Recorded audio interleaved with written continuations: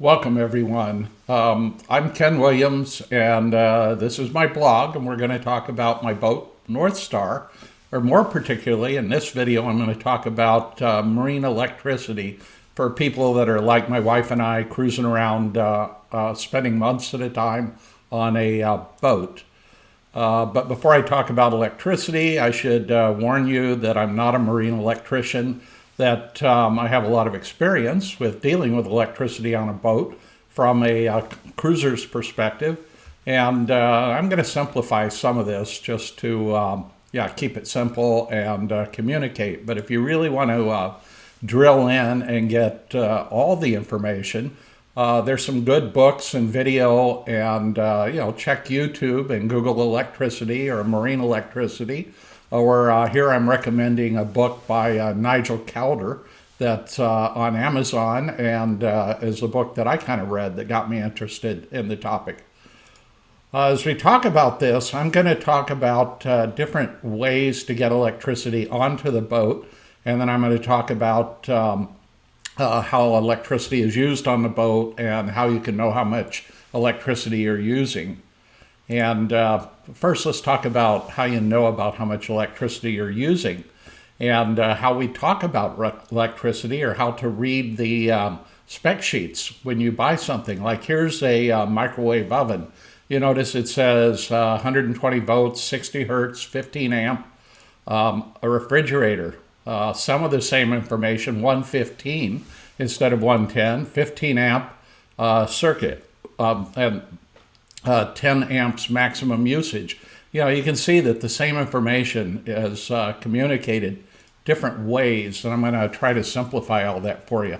Here, just a plain old VHF radio, and it's saying that it needs 12 volts and uses 78 watts. Doesn't mention amps at all.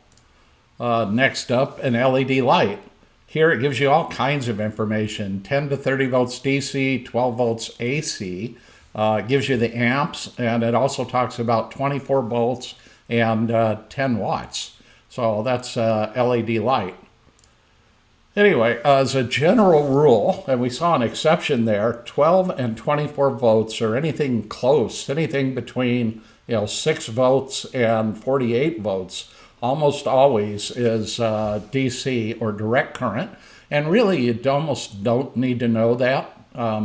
Other than it matters for where it appears on an electric panel. Anything you hear between 110 and 240 volts will be alternating current. And let's talk frequency. The other thing that you notice on none of the, I guess on one of the examples I provided, mentioned the frequency as 60 hertz. Anytime you see frequency mentioned, if it says 50 hertz or 50 Hz, it's probably going to be European or somewhere else in the world. All of the US, all of the Americas, even the Caribbean, Canada, will be 60 hertz. And so they don't mention it most time on appliances sold in the US, either because the appliance is happy with either. Like our laptop computers are kind of famous for running at either 110 or 240 volts and either 50 or 60 hertz. So they don't bother to mention it. Here's a formula. And there's lots of various formulas when people talk about electricity, but this is the one that I keep coming back to and use all the time. And it's that if you know the volts and amps for something, you can compute how many watts it uses. And watts are nice because they're the same whether you're talking about I'm not sure how to phrase this, so let me think about it for a second. But watts, or 1,000 watts, would be 1 kilowatt, is the measure of power that's kind of consistent across of everything. And you can convert, anything, whether it's 12 volt or 24 volt or 110 volt or 240. If you know the amps, you can get how many watts it's using. And as we move along, it'll become obvious why that's handy to know. Or you can do the formula backwards. There are some things on a boat where amps count, like wire sizes. And if you know the watts and you know the volts, you can quickly figure out how many amps it needs. So being able to compute watts or kilowatts an amp is extremely useful. I do that all the time when I'm on a boat. And let's look at how you can know how many watts. Returning that microwave oven. They told us how many volts it is. They told us it's 60 hertz, which means it goes, it's a US model, and that it's 15 amps. So if you multiply that out, that's 1.8 kW for that microwave. And like I said, we'll talk about why that's important to know. Next up was that refrigerator. It's if you look here at the specs, it says 115 volts.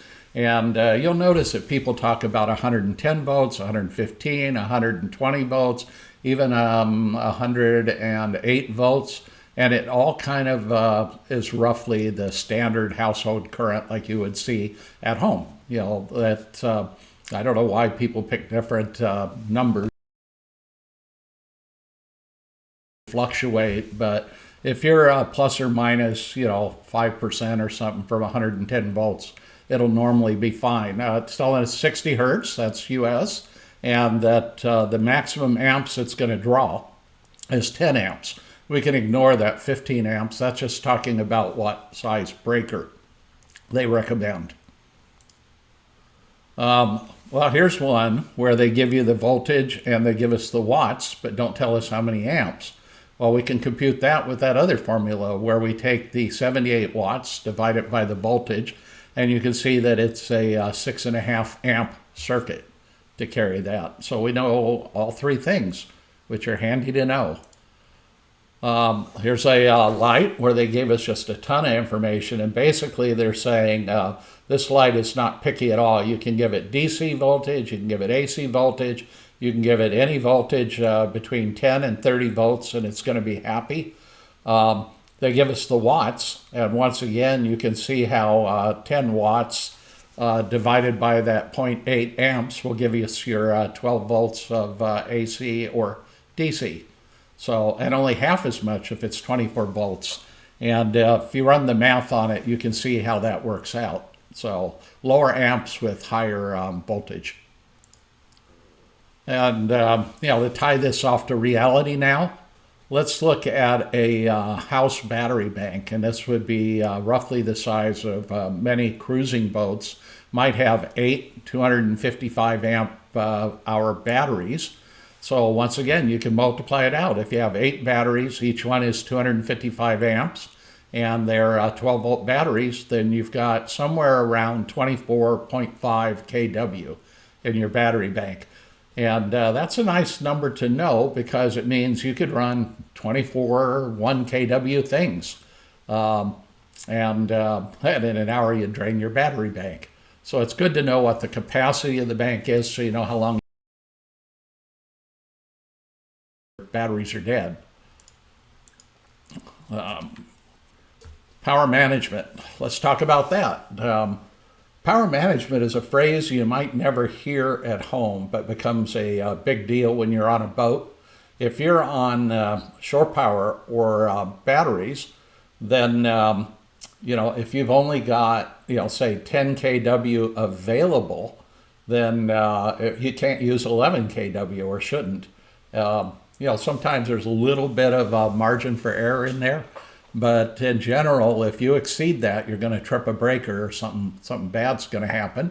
And on a generator, you really kind of need to match the load to the generator. So if you're using 5 kW and you have a 30 kW generator, that's a little tough on the generator. You really need to kind of match the amount of load on the boat to the generator, and it's good to know how many kW you're using. So,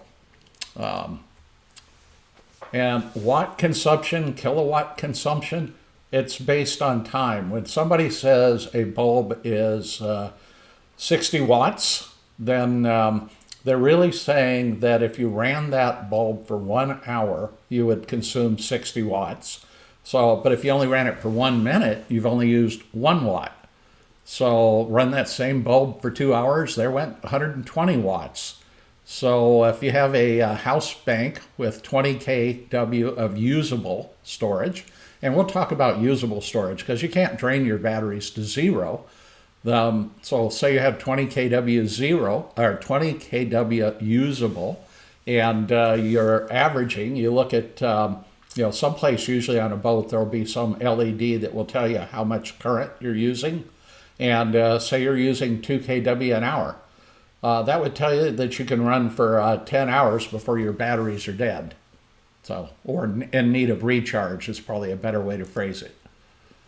Let's talk about power cycling. You saw some things like what the load was for a refrigerator. The refrigerator's not cooling all the time. What happens is the refrigerator will get it down to a temperature, and then it just shuts itself off and kind of relaxes till the refrigerator's warmed up a degree or two. And if you open the door of the refrigerator, you'll heat it up faster than if you just leave the door shut. But anytime that refrigerator cycles on, then you're drawing current. So it might be that the refrigerator, if you left it on for an entire hour, would eat a couple kW or whatever it's rated at.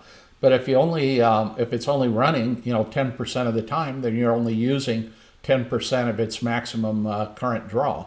So it's good to and actually, I mentioned here, have to provide for the worst case scenario.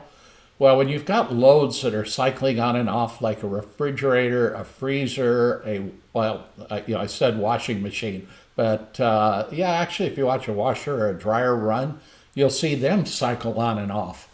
And you really got to kind of have electricity available to handle the worst case scenario, where all of these loads that are cycling on and off might be on at the same time.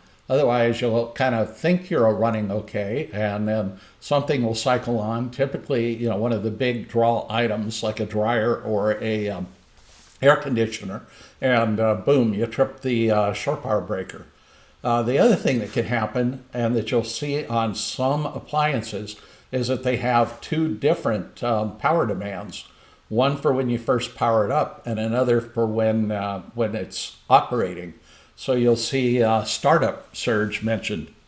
And something might say it needs 20 amps when you power it on, but then once it's running, it drops to 5 amps. And it's not uncommon for a startup load to be 2 or 3 times what something is just running. And that's where you'll see the word VFD for variable frequency drive. They get around that on some heavy equipment like air conditioning. If you see that your air conditioner has a VFD, that means that it doesn't really have that startup surge. The variable frequency drive, what it does is it kind of waits for the thing to be spun up to speed before it transfers the load. It softens the impact on the electrical system.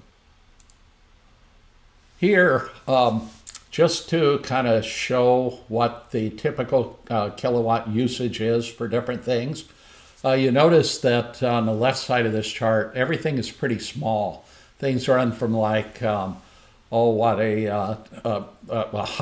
of a kilowatt all the way up to about half a kilowatt per hour. With a radar maybe taking half a kilowatt, a refrigerator 0.2 kilowatts. Nothing there is going to crush your electrical system. On the right side of this chart, things get a little trickier. Running from right around 1 kilowatt up to 11 kilowatts. And the big ones that most times people see will be like a clothes dryer at 3 kilowatts. But water makers can be a challenge. And, different brands and different capacities differ. So don't go by these rules. Really what you almost have to do is look at the spec sheet for the device, or once it's on your boat, just kind of turn it on and see what impact there is. And and then you'll find out quickly what can and can't be run simultaneously. A few slides ago I showed you different sources of electricity. Let's talk about those one at a time. First up, let's look at wind and solar. Wind and solar are incredible. Love them, but they don't do much. They're free, and if you're on a sailboat, you don't have much necessity for electricity. Or if you just want some free, it doesn't hurt to throw solar panels and a little wind-powered generator on your boat. But don't get your hopes up that you won't need some other source of power unless you're the smallest of boats, because like here, I went to West Marine and just grabbed a typical wind generator or a typical solar panel, and they're only around 100 watts, which means that you're not going to power very much. I mean, a 60-watt light bulb, would eat up about half of a solar panel. And each of these solar panels are pretty big. The ones here were 2 feet by almost 4 feet. So, yeah, unless you're willing to blanket the entire top of your boat with solar panels, you're not going to accomplish a heck of a lot. But if you don't need much power, or if it's free supplemental power, what the heck? Next up, batteries. And there's two kinds of batteries that are kind of out there today. And first I'll focus on what's been around for years, which are called AGM batteries. There's also lead acid batteries, but I don't think too many people are putting those in boats these days. AGM batteries is what is typically installed. And here I picked a typical AGM battery, and you can see that it's a 12-volt battery, and it's rated to put out 255 amp hours. So if you take that 12 times the 255 to compute kilowatts, you can see that each battery gives you 3 kilowatts. And if you had 4 of them, then that'd give you 12 kilowatts, and that starts to be a decent battery bank, although there's a kind of a gotcha on the AGM batteries, because you can only draw them down about halfway. Now you can take them all the way down, but you ruin the battery. Really, for good battery health, you're only supposed to use about half the battery, which means that you're effectively only getting 1.5 kW out of each battery, and the batteries are pretty heavy, 156 pounds each. So if you imagine a boat where you were suddenly using 8 or 10 of these things, you can easily have a couple of 1,000 pounds of batteries in your boat. And worse yet, they're big. Each of these batteries is about 2 foot by 1 foot by about 3/4 of a foot tall. So, battery banks can get larger than you think pretty quick. New technology has come along that is called lithium batteries, and you either have it or have heard of it. But lithium batteries give a heck of a lot more power. They can be discharged a lot farther, meaning you've got more usable electricity. And here's one example battery that I picked, and it's a 24-volt battery. It says 25.6, but really, I don't know. When you think of boats, typically you'd call that a 24-volt battery. And each battery is 2.5 kW, which is less than the 3 kW that we got out of the AGM battery, but 90% can be used. So then in terms of usable capacity, you've got 2.3 kilowatts, and you notice it only weighs less than half as much. So, to summarize, AGM batteries versus lithium batteries, the cost is twice as much. One of those AGM batteries, I just checked pricing, and it was around $900 versus $1,800 for a lithium battery. So the lithium battery costs a lot more, but it has half the weight. It takes up half the space, and typically, space is even a bigger problem on some boats than weight. And also, how long it lasts, the number of, they think in terms of how many times you actually discharged the battery and recharged it. Well, you get twice as many cycles on and off, or a charge and discharge, out of a lithium battery versus a AGM battery. And they also charge faster. You can have all the biggest generator in the world, or fat Shorepower cable, but the AGM batteries are pretty limited in how fast they can charge up. So after all that said, if you've been following my blog, I'm installing AGM batteries, and it's probably worth me commenting on why I'm doing AGM instead of lithium. And the answer is just that I kind of am a coward when it comes to new technology.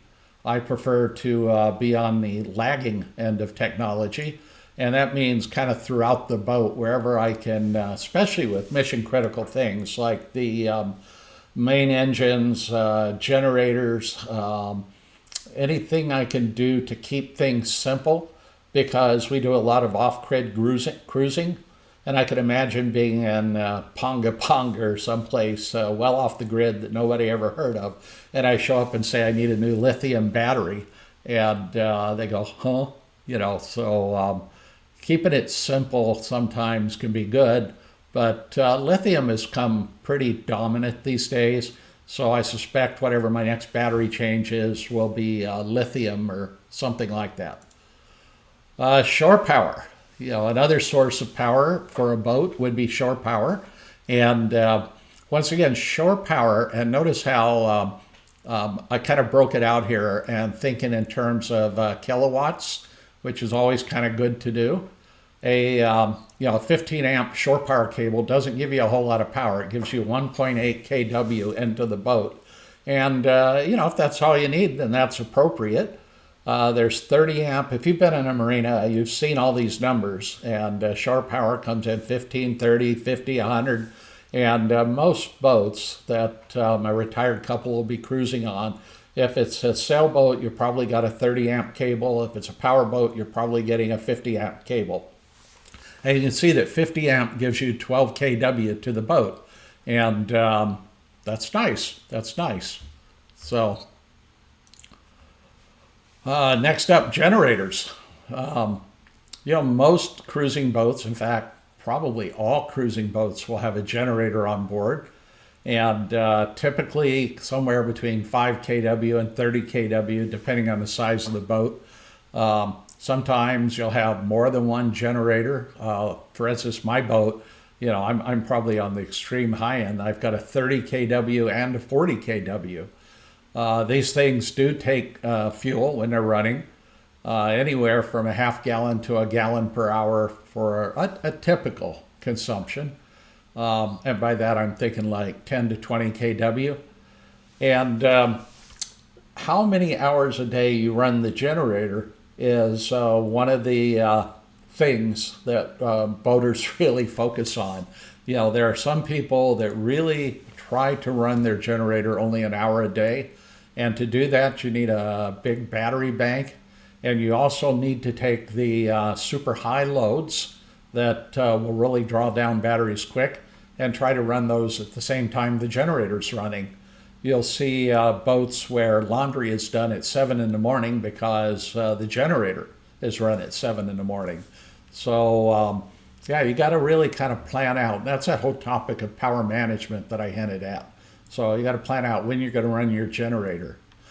Some boats like mine, I have a nasty habit of just turning on the generator when I leave the dock, and a month later or whenever I return to the dock, I turn off the generator.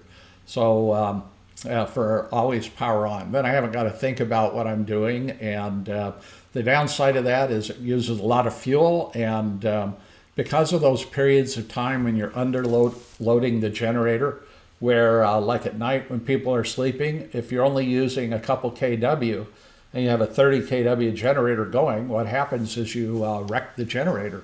It will die out much faster than if you don't. I've burned out several generators at 6,000 or 7,000 hours of runtime, and they should really last 10 to 30,000 hours.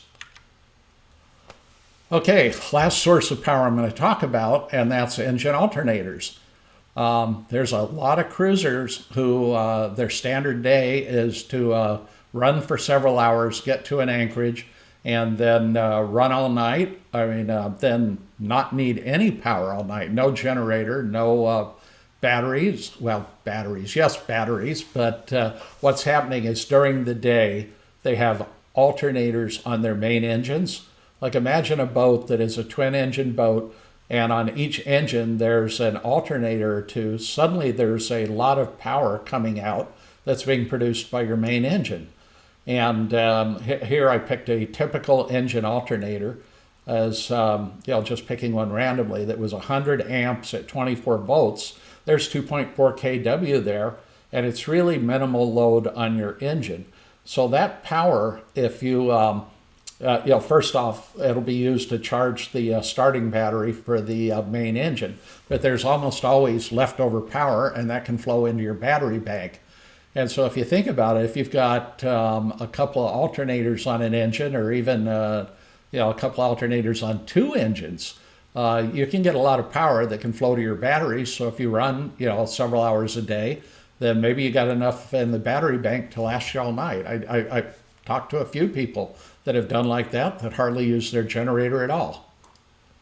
So summarizing this, I've mentioned battery charging, and I say whatever you take out, you need to put back. So if you're consuming power, regardless of whether it's lighting or all your navigation electronics, running the refrigerator, wherever it is, if you're consuming power, for every kilowatt you take out, you need to, out of the battery bank, you need to put it back. So typically what's going on a boat is your source of power is charging the batteries, and then the boat itself runs off the house battery bank, and that's what provides the loads to the boat. So you're not really ever running off of your power sources directly, usually, although there are exceptions I'm going to talk about in a minute.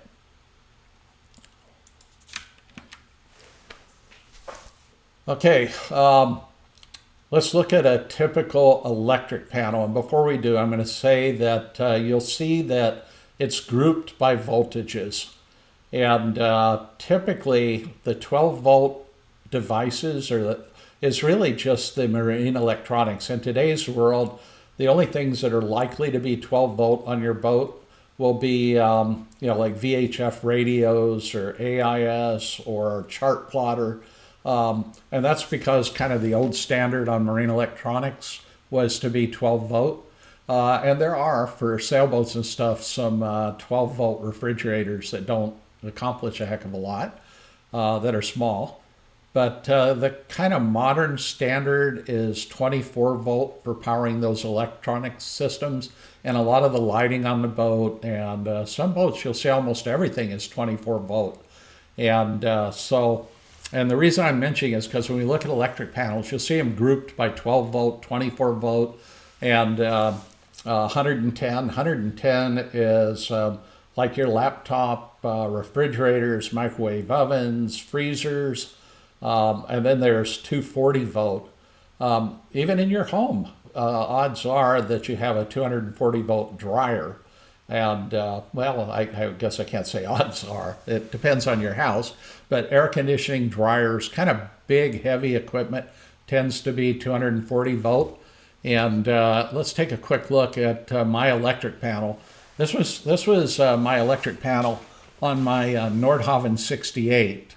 And you can see that it's broken into 24 volt, 120 volt, and 240 volt. And as we look at this, you'll see most of the 24 volt stuff will be lighting, pumps, like bilge pumps and stuff. And sometimes you'll see things like bilge pumps have both a 24 volt one and a 110 volt one, or especially Blackwater pumps are kind of famous for doing that. And you'll have two different Blackwater pumps. But anyway, and actually on my Nordhaven, I did have a 12 volt electric panel. I just don't happen to have a picture of it that was up in the helm to run the pilot house electronics. So, there'll be multiple electric panels, and then in a really well-made boat, you'll see these LEDs so that you can immediately at a glance tell how much electricity is being used. Okay, inverters. We haven't talked about inverters, but almost everything on your boat will be running through an inverter. Almost everything 110 volt, or here I said 120 volt, but it's the same thing. So what an inverter does, all it is it transforms voltage from one voltage to another. It takes in the DC electricity of your battery, and it'll spit out 120 volt AC. And you know, the inverters tend to be about the size of a microwave oven, if I were to pick, and sit somewhere in your engine room, and you'll see some super thick wires going into them, which will be the battery cables. And then if your boat needs 240 volt electricity, you'll see two of them. One that'll convert from 24 volt to 120, and another leg, they call it, of 120, so that you can combine those two legs to get 240 volts to power your washer dryer. And the inverters have two modes, we'll call it. Regular mode for when you're running on batteries. You know, you're sitting at anchor, you don't have a generator powered on, and you're just powering the boat on batteries because you're asleep at night and you don't want the noise of the generator. Well, what's happening is those 24 volt batteries are either running directly to the 24 volt DC loads. You know, things like lights or, like I said, bilge pumps, you know, fairly light loaded things. Maybe your navigation electronics. There are some smaller refrigerators and freezers that will run off 24 volt, but the 24 volt loads you can go straight from the batteries to. When the inverters are used to power all the 120 or 240 volt loads.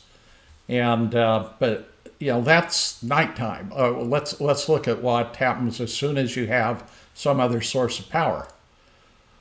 The inverter flips into a different mode that is called pass-through mode. The 24 volt loads that you can see are still powered directly by the batteries, but then the inverter is used for all the 120 and 240 volt loads in what's called pass-through mode. And that means simply that it's taking shore power or the generator and passing that electricity straight through to the device. So if you're running your refrigerator, you're not drawing on batteries at all. You're just taking the shore power to power directly the refrigerator or the washing machine. So it gets a little more complex in that what the inverter tends to do is sit there and sense for shore power or generator, and if it sees any input power, it just passes it through. If it's good power, you know, it'll check the frequency, it'll check the voltage, and it makes sure that it kind of looks like good electricity. And if so, it passes it through, and then it diverts some percentage of that electricity back to charge the batteries. Because remember, these 24 volt loads will be sucking down battery directly. So something has to replace that current that's coming out. And the batteries, the other nice thing, you know, I show here the connection of the battery to the inverter. Well, what happens is if there's some glitch and the shore power suddenly goes away, you know, a circuit breaker or the shore power cable trips, the batteries kick in immediately and will start generating power. And that could happen where you think you're running on shore power fine. You're running your air conditioning and you went up for lunch or something, the boat's by itself and the shore power breaker trips, and all of a sudden your air conditioning is running on batteries, and that can drain your batteries really quick. So I mentioned at some point wire size on a boat varies with the number of amps that is moving through it. It doesn't matter if we're talking, you know, 12 volt or 24 volt or 110 or 240. If you compute the amps, and once you know the amps, you know that the wire size that is needed to carry that voltage. And bigger, thicker wires are used for heavier amps. So anytime you see little tiny wires on your boat, you know that they're not carrying very many amps. You want the wire to be big enough to comfortably carry the number of amps needed. You know, if something needs 6 amps, you're probably going to look at whatever wire size works for 10 or 15 amps. And because you don't want to burn a wire. If you ever run more amps through a wire than it was meant to handle, what happens if the wire burns and that starts a fire, and then you have a really bad day. So yeah, you can tell the number of amps. You can't tell the volts, you can't tell the watts, but you can tell the amps by looking at a wire size. Next up, power switching. This one I just included to give you a little tip. You know how we can have multiple sources of power on a boat? Ultimately, your AC circuits need to know where the power is coming from. Is it coming from, and really what's happening behind the scenes, you're deciding which source of power you're feeding into your inverters. Because remember, the inverters kind of handle most of the AC power. And what you're selecting here is, do you want to use shore power? Do you want to use a generator? And if you got more than one generator, which do you want to use? Or my Nordhaven was kind of fancy, and I had an option to combine different sets of power so that I could route like shore power to the air conditioning, but use a generator for powering the rest of the loads on the boat. But we can ignore that. And a good tip is when you're switching between power sources, cut any heavy loads first. Your whole electrical system will be happier. There's something that happens when a generator or something is powering up to speed, or even when you transfer a lot of loads all at once to a circuit, you can see voltage sag temporarily. And if voltage sags, amps go up. And it's amps that can burn out wires. And, and it's certainly probably not needed, and that, an inverter will theoretically protect you from, it just won't pass through current that it doesn't think is nice. But the safe thing that I found in many years of running boats is reduce loads before you transfer power sources. And before you kill a generator, take it out of the loop so it's not trying to power the boat. Because, for instance, when you kill the generator, what happens is that you'll see voltage actually decline. Anytime voltage declines, then amps go up, and that's what melts wires. So just reduce the load on your electrical system, and don't transfer power to anything until you're sure it's there. So, like your generator.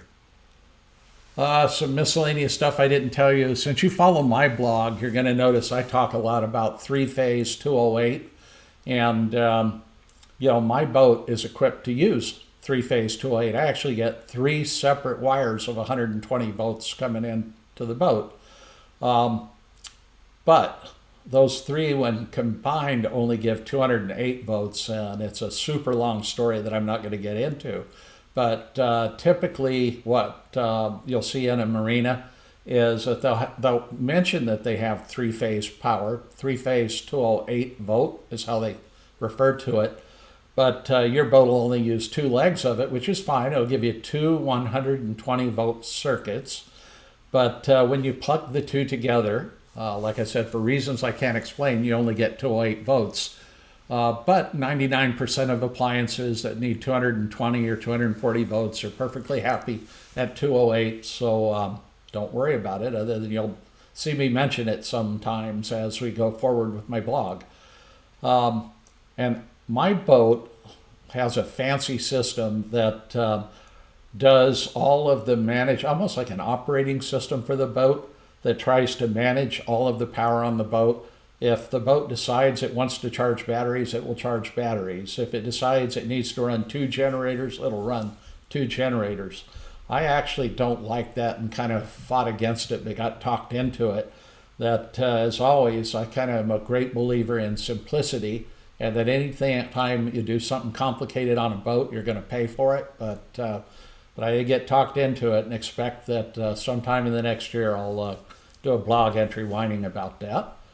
The other thing to know is, and I kind of glossed over, is that like inverters, anytime you're transferring electricity from one voltage to another, or from one frequency to another, or really kind of doing anything, there's something called efficiency.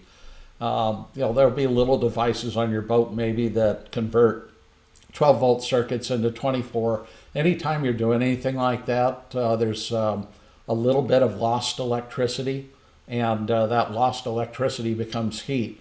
And if you go into if you put your hand up against an inverter, you'll see it starts getting hot. And that's it for today. I'm not sure what I didn't cover that you wish I had. And hopefully there was at least one thing here that was useful to you. But read the comments below this video. And typically when I post a video within an hour, everybody tells me what I got right or wrong. And if there's anything here I got wrong, I apologize. But if you read the comments, I'm sure it'll be corrected instantly. And if you see anything that you like or dislike, feel free to post a comment. I read all the comments, and they're much appreciated. And also, don't forget to subscribe. And with that, I thank you, and see you next time.